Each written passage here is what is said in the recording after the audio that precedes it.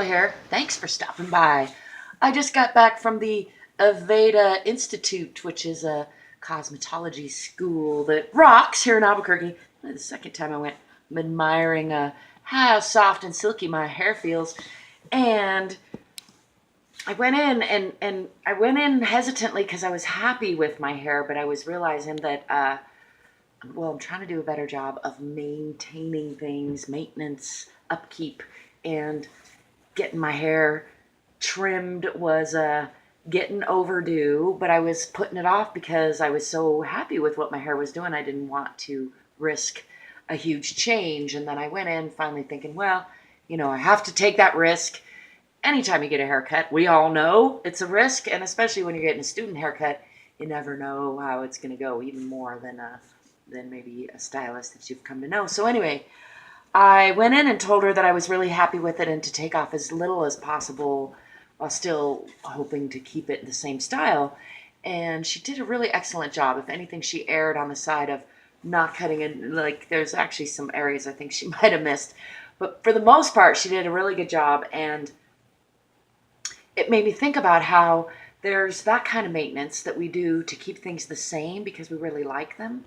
And then there's the kind of maintenance we do to adjust to changes or because we've dropped the ball. And I tend to do a lot more of this, of the kind that results from needing major change or having some trauma or travesty happen or just not taking care of business for so long that things become critical.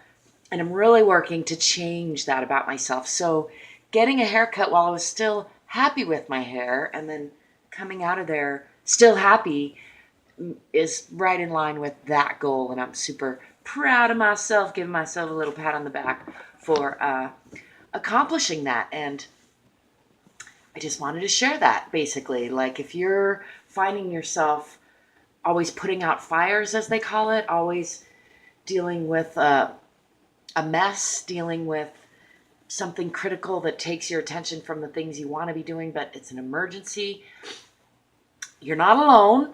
I and many others have been in that predicament and probably will again.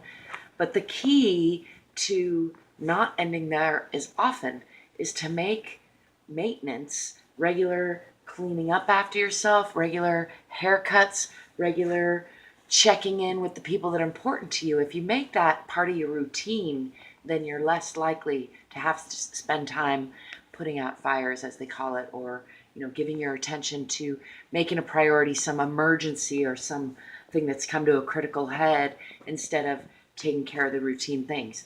And of course, in life, if you have a good life, you're probably likely to have some things happen. I shouldn't put that judgment on it.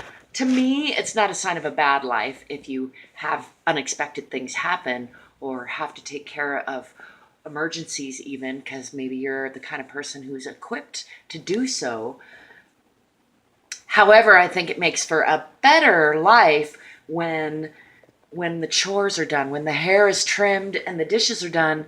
Then if an emergency arises, I am on top of it. I'm able to handle it without stressing out, without freaking out.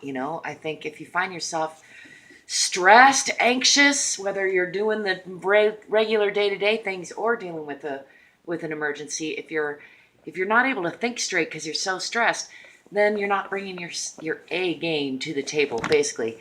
In order to bring your A game to the table, you got to be relaxed. You got to be in control. You got to feel calm.